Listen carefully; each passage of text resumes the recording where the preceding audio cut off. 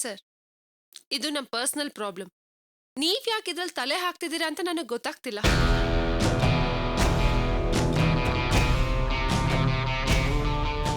ನಾನು ಆವಾಗಲೇ ಹೇಳ್ದನಲ್ಲಮ್ಮ, ಭುವನ್ ಅವರು ನನಗೆ ತುಂಬಾ ಬೇಕಾಗಿರೋ ಹೆಂಗಸು ಅಂತ. ಇಲ್ಲ ಸರ್, ಅವಳು ನಿಮಗ್ ಪರಿಚಯನೇ ಇಲ್ಲ ಅಂತ ನನಗೆ ಚೆನ್ನಾಗಿ ಗೊತ್ತು.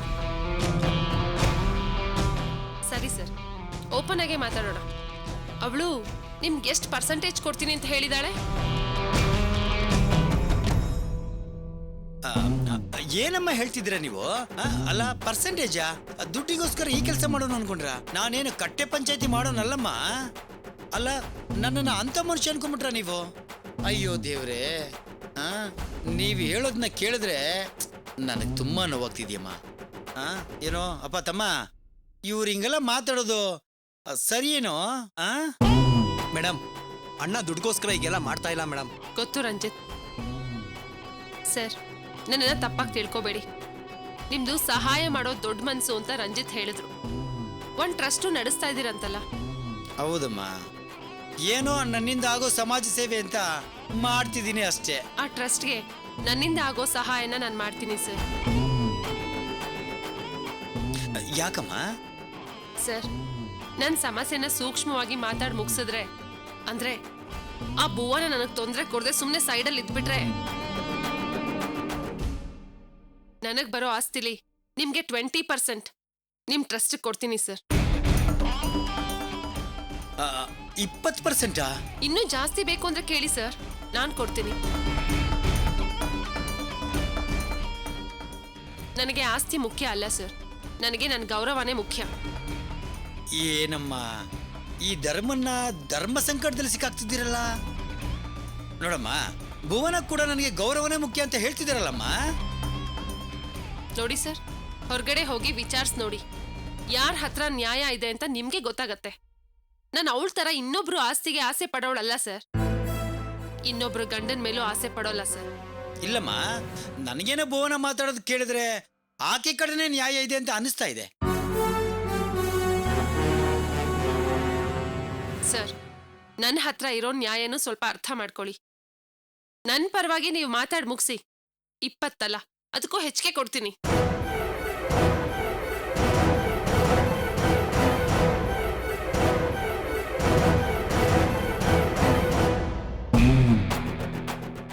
ಇಲ್ಲೋಡಮ್ಮ, ಇದೆಲ್ಲ ಕೊಡೋದು ತಗೊಳ್ಳೋ ತರ ಮಾತಾಡೋ ಮಾತಲ್ಲ ಇದು. ನೋಡಮ್ಮ, ಈಗಲೂ ಹೇಳ್ತಾ ಇದ್ದೀನಿ, ದುಡ್ಡು ಕಾಸ್ಗೋಸ್ಕರ ಕಟ್ಟೆ ಪಂಚಾಯತಿ ಮಾಡೋ ನಾನಲ್ಲ. ನ್ಯಾಯ ಯಾವ ಕಡೆ ಇದೆಯೋ ಆ ಕಡೆ ಮಾತ್ರ ಈ ಧರ್ಮ ಇರ್ತಾನೆ ಅಷ್ಟೇ. ಅಣ್ಣ, ಇವ್ರ ಬಗ್ಗೆ ನಂಗೆ ಚೆನ್ನಾಗಿ ಗೊತ್ತು. ಖಂಡಿತ ಇವ್ರ ಸೈಡ್ ಯಾವ ತಪ್ಪು ಇರೋದಿಲ್ಲ.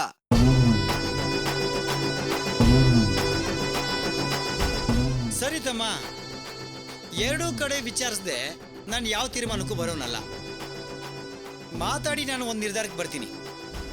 ಸರಿಯಮ್ಮ, ನಾನು ಹೋಗಿ ಒಂದು ನಿರ್ಧಾರ ತಿಳಿಸ್ತೀನಿ. ಅದರಲ್ಲೂ ನನ್ನ ತಮ್ಮನಿಗೆ ಬೇರೆ ಬೇಕಾದರು ಅಂತ ಹೇಳ್ತಿದ್ದೀರಾ. ಅದು ಅಲ್ಲದೆ ನೀವು ಸಮಾಜ ಸೇವೆಯಲ್ಲಿ ಬೇರೆ ಬಹಳ ಆಸಕ್ತಿ ಇರೋರು. ನೋಡೋಣ, ನಾನು ಒಂದು ಒಳ್ಳೆ ತೀರ್ಮಾನನೇ ಹೇಳ್ತೀನಿ. ಜೈ ಭಾರತ್ ಮಾತಾ. ಭಾರತಮ್ಮ, ಹೋಗೋಣ. ಮೇಡಮ್, ನೀವು ಧೈರ್ಯವಾಗಿರಿ. ಅಣ್ಣನ ಹತ್ರ ನಾನು ಮಾತಾಡ್ತೀನಿ. ಅವ್ರನ್ನ ಇಟ್ಕೊಂಡು ಈ ಸಮಸ್ಯೆನ ಬಗೆಹರಿಸೋಣ. ಸರಿ ರಂಜಿತ್, ಬರ್ತೀನಿ ಮೇಡಮ್. ಬರ್ತೀನಮ್ಮ.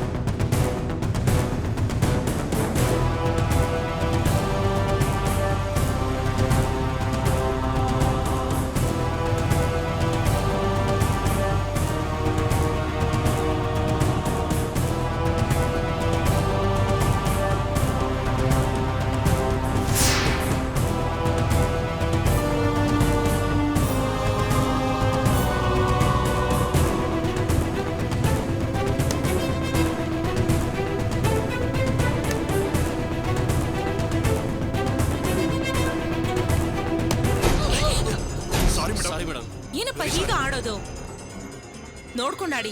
Okay madam.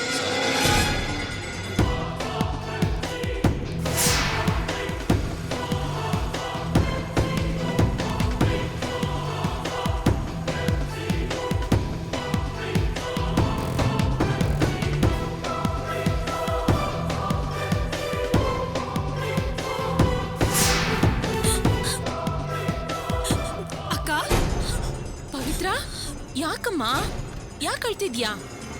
ಅಕ್ಕ ನನಗೆ ಹೋಗಲ್ಲ ಅಂತ ಹೇಳಿದ್ನಲ್ವಾ? ಯಾಕಮ್ಮ, ಏನಾಯ್ತು? ಮತ್ತೆ ಚಿಕ್ಕಮ್ಮ ಏನಾದ್ರು ಅಂದ್ರಾ? ಹೌದಕ್ಕ, ಅಮ್ಮನೇ ಫೋನ್ ಮಾಡಿ ಹುಡುಗನ ಜೊತೆ ಮಾತಾಡು ಅಂತ ಟಾರ್ಚರ್ ಕೊಡ್ತಾಳ ಅಕ್ಕ.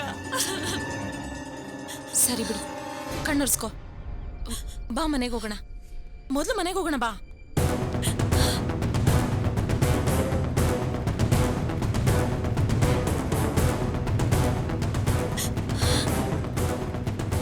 ಅಳ್ಬೇಡ, ಸುಮ್ಮನಿರು.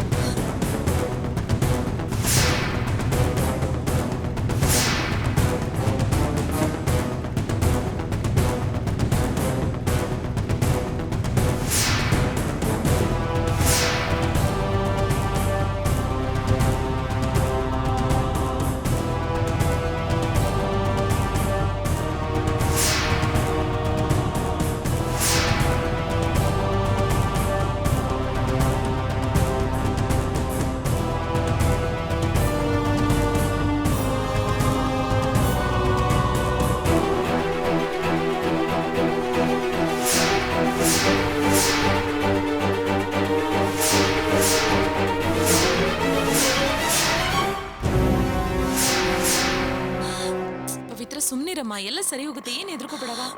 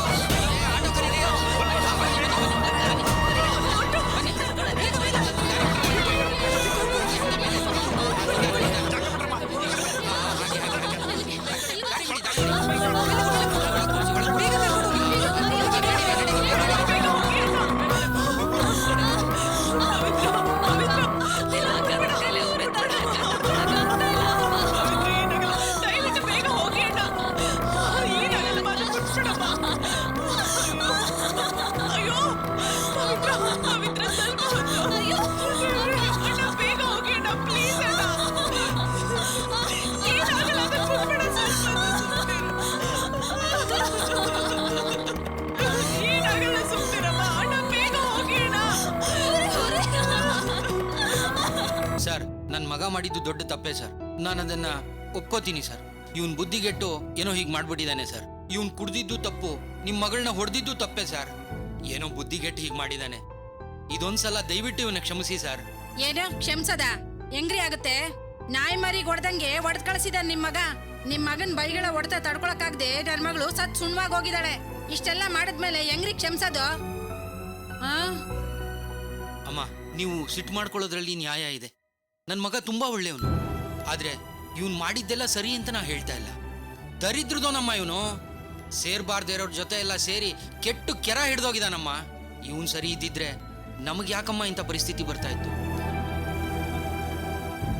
ರೀ, ನೀವು ಸ್ವಲ್ಪ ಸುಮ್ಮನೆ ಇರ್ತೀರಾ? ಸರ್, ನಡ್ದಿದ್ದೇನೋ ನಡೆದು ಹೋಯ್ತು. ನಿಮ್ಗೆ ಕೈ ಮುಗಿತೀನಮ್ಮ. ಇವನ್ನ ದಯವಿಟ್ಟು ಕ್ಷಮಿಸ್ಬಿಡಿಮ್ಮ. ದೊಡ್ಡ ಮನ್ಸು ಮಾಡಿ ಕ್ಷಮಿಸಮ್ಮ.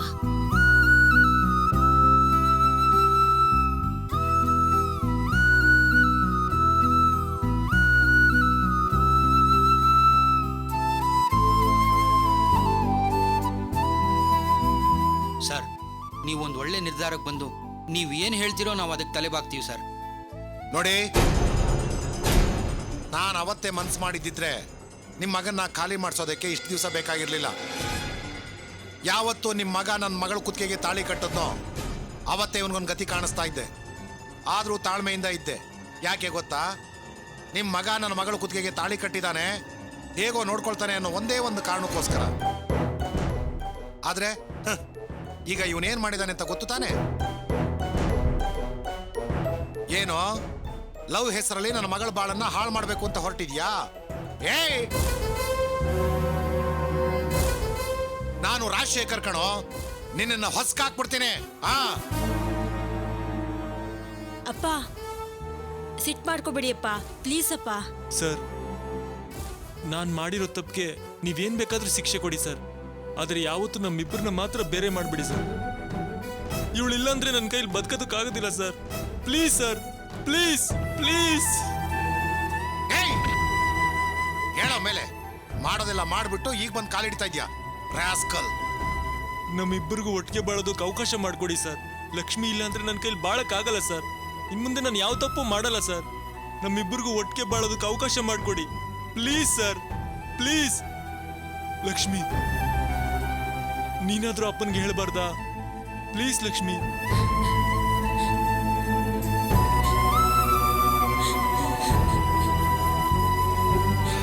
ಅಳ್ಬೇಡಮ್ಮ. ನೋಡಿ, ಅವತ್ತು ಸರಿನೇ ಇವತ್ತು ಸರಿನೇ. ನನ್ನ ಮಗಳು ಸುಖವಾಗಿ ಬಾಳ್ಬೇಕು ಅನ್ನೋ ಒಂದೇ ಒಂದು ಕಾರಣಕ್ಕೋಸ್ಕರ ನಿಮ್ಮ ಮಗನ ಕ್ಷಮಿಸ್ತಾ ಇದ್ದೀನಿ. ತುಂಬಾ ಸಂತೋಷ ಸರ್. ಹಾಗೆ ಇವರಿಬ್ರು ಬದುಕೋದಕ್ಕೆ ನೀವೇ ಒಂದು ದಾರಿ ತೋರಿಸ್ಬೇಕು ಸರ್. ನೋಡಿ, ನೀವು ಹೇಳ್ದಾಗೆಲ್ಲ ನಡೆಯೋದಿಲ್ಲ. ನಮ್ಮ ಮಗಳನ್ನ ನಿಮ್ಮ ಮನೆ ಕಳ್ಸೋದಿಲ್ಲ. ಇನ್ನು ಮುಂದೆ ನಮ್ಮ ಮಗಳು ನಮ್ಮ ಜೊತೆಲೇ ಇರ್ತಾಳೆ. ಸರ್, ಏಯ್, ಸುಮ್ಮನೆ ಇರೋ. ಇಲ್ಲಿ ನೋಡಿ, ನಿಮ್ಮ ಮಗ ನಮ್ಮ ಮಗಳ ಜೊತೆ ಬಾಳ್ಬೇಕು ಅಂದ್ರೆ ಒಂದು ಕಂಡೀಷನ್ ಇದೆ. ಆ ಕಂಡೀಷನ್ ಒಪ್ಕೊಂಡ್ರೆ ಇವರಿಬ್ರು ಒಟ್ಟಿಗೆ ಬಾಳ್ಬಹುದು. ಒಪ್ಕೋತಾನ ಕೇಳಿ.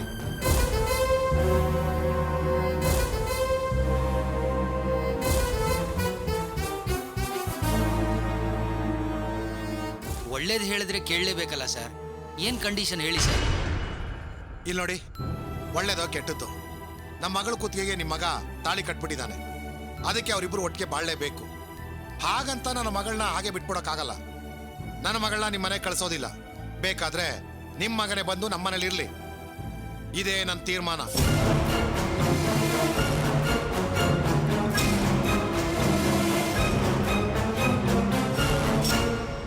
ನನ್ನ ಕಂಡೀಷನ್ ಒಪ್ಕೊಂಡ್ರೆ ಇವರಿಬ್ರು ಒಟ್ಟಿಗೆ ಬಾಳಬಹುದು. ಯೋಚನೆ ಮಾಡಿ. ತುಂಬಾ ಯೋಚನೆ ಮಾಡಬೇಡಿ. ಸ್ವಲ್ಪ ದಿನ ನಿಮ್ಮ ಮಗ ನಮ್ಮ ಮನೇಲಿ ಇರ್ಲಿ. ಇವನು ಸರಿಯಾದ ರೀತಿಯಲ್ಲಿ ನಡ್ಕೊಂಡ್ರೆ ನಾನು ಒಂದು ಒಳ್ಳೆ ಕೆಲಸ ಹುಡುಕಿ ಕೊಡಿಸ್ತೀನಿ. ಬುದ್ಧಿನ ನೆಟ್ಕಿಟ್ಕೊಂಡ್ರೆ ಯಾವ ತೊಂದರೆನೂ ಆಗೋದಿಲ್ಲ. ತುಂಬಾ ಸಂತೋಷ ಸರ್. ನಮ್ಗಿಷ್ಟು ಸಾಕು ಸರ್. ಏನೋ ಬೇತಾಳಂತರ ನೋಡ್ತಾ ಇದೀಯಾ? ಇಲ್ಲೇ ಇದ್ದು ಚೆನ್ನಾಗಿರ್ತೀನಿ ಅಂತ ಹೇಳೋ. ತುಂಬಾ ಥ್ಯಾಂಕ್ ಯು ಸರ್. ಏಯ್, ನನ್ನನ್ನ ಕ್ಷಮಿಸಿ ಮಾವ ಅಂತ ಹೇಳಿ ನಿಮ್ ಮಗಳನ್ನ ನಾನು ಚೆನ್ನಾಗಿ ನೋಡ್ಕೋತೀನಿ ಅಂತ ಹೇಳೋದ್ ಬಿಟ್ಟು ಸರ್ ಸರ್ ಅಂತ ಹೇಳ್ತಿದ್ಯಲ್ಲೋ. ನನ್ನನ್ನು ಕ್ಷಮಿಸ್ಬಿಡಿ ಮಾವ.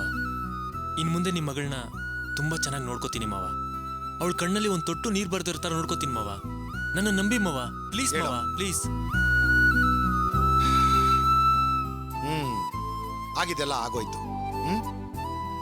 ಎಲ್ರು ಕೈ ತೊಳ್ಕೊಂಡ್ ಬನ್ನಿ. ಎಲ್ರು ಒಟ್ಟಿಗೆ ಕೂತ್ಕೊಂಡು ಊಟ ಮಾಡೋಣ. ಮಗಳೇ, ಊಟ ರೆಡಿ ಆಗಿದೆ. ಮಾವ, ಅತ್ತೆ ಬನ್ನಿ. ಹಾ. ನೀವು ಬನ್ನಿ.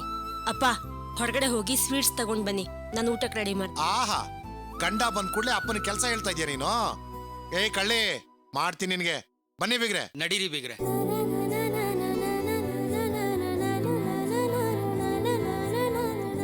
ಲಕ್ಷ್ಮಿ, ನನ್ನ ಕ್ಷಮಿಸ್ಬಿಡು ಲಕ್ಷ್ಮಿ. ಇನ್ ಮುಂದೆ ನಿನ್ನ ಕಣ್ಣಲ್ಲಿ ಕಣ್ಣಿಟ್ಟು ನೋಡ್ಕೋತೀನಿ. ಅಯ್ಯೋ, ಹಾಗ್ಯಾಕೆ ಹೇಳ್ತೀರಾ?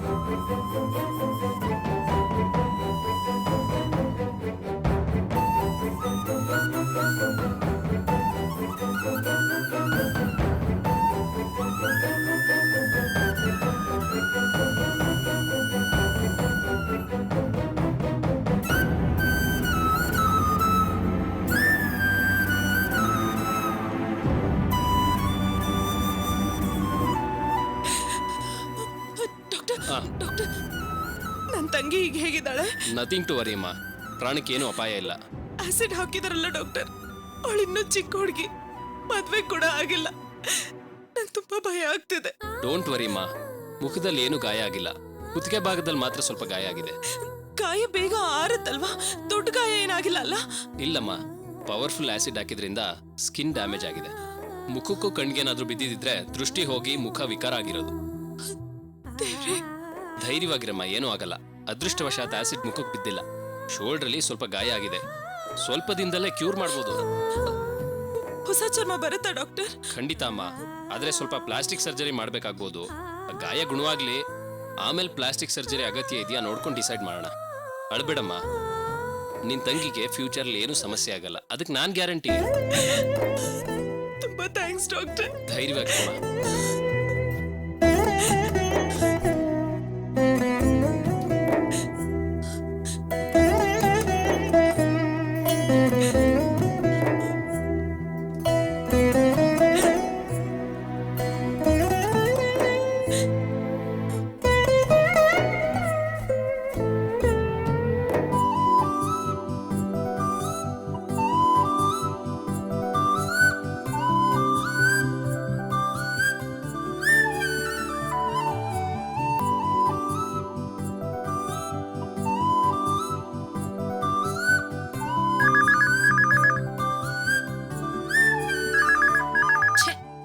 ಒಂದ್ 5 ನಿಮಿಷ ನೆಮ್ಮದಿಯಾಗಿ ಕುತ್ಕೊಂಡು ಟಿವಿ ನೋಡಕ್ಕೂ ಆಗಲ್ಲ, ಹಾಳಾದ್ ಫೋನು. ಹಲೋ ಚಿಕ್ಕಮ್ಮ, ನಾನು ತುಳಸಿ ಮಾತಾಡ್ತಾ ಇದ್ದೀನಿ. ಮನೆ ಹತ್ರ ಇರೋ ಆಸ್ಪತ್ರೆಗೆ ಬನ್ನಿ. ಇದೇ ಫೋನು. ಚಿಕ್ಕಮ್ಮ, ನೀವು ದರಿದ್ರದವಳು, ಇವಳು ಹಾಸ್ಪಿಟ್ಲಲ್ಲಿ ಇದ್ದಾಳಂತೆ, ನಾನ್ ಹೋಗ್ಬೇಕಂತೆ. ಮಾನ್ಗೆಟ್ಟವಳು ನನಗೆ ಫೋನ್ ಮಾಡಿ ಹೇಳ್ತಾಳೆ.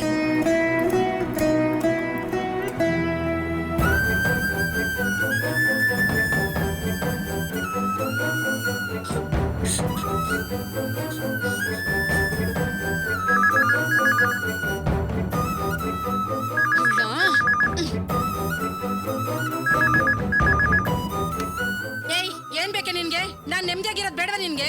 ಚಿಕ್ಕಮ್ಮ, ನಾನು ಹೇಳೋದ್ ಸ್ವಲ್ಪ ಕೇಳಿ ಪ್ಲೀಸ್ ಚಿಕ್ಕಮ್ಮ. ಏಯ್, ನೀನ್ ಹೇಳೋದನ್ನ ನಾನ್ ಯಾಕೆ ಕೇಳ್ಬೇಕು? ನೀನ್ ಅಳೋದನ್ನ ಕೇಳೋದಕ್ಕ ನಾನ್ ಫೋನ್ ಇಟ್ಕೊಂಡಿರೋದು. ಅಯ್ಯೋ, ಸಿಟ್ ಮಾಡ್ಕೋಬೇಡಿ ಚಿಕ್ಕಮ್ಮ, ಇಲ್ಲಿ ದೊಡ್ಡ ಅನಾಹುತ ಆಗಿದೆ. ನೀವ್ ಈಗ್ಲೇ ತಕ್ಷಣ ಹೊರಟು ಹಾಸ್ಪಿಟ್ಲಿಗೆ ಬನ್ನಿ. ಇಡೇ ಫೋನ್ನ. ಚಿಕ್ಕಮ್ಮ, ನನ್ನನ್ನೇ ಆಸ್ಪತ್ರೆ ಕರೀತಿದ್ದಾಳೆ. ಅಪ್ಪ ದೇವ್ರೆ, ಹೋದ್ ಕಡೆ ಡಾಕ್ಟ್ರೇ ಇರಬಾರ್ದು. ಔಷಧಿ ಕೊಡೋರು ಇಲ್ದೆ ಅವಳು ಹಾಗೆ ಶಿವನ್ ಪಾದ ಸೇರ್ಕೊಂಡ್ಬಿಡ್ಬೇಕು. ಆದಷ್ಟು ಬೇಗ ಅದನ್ನ ಮಾಡಪ್ಪ.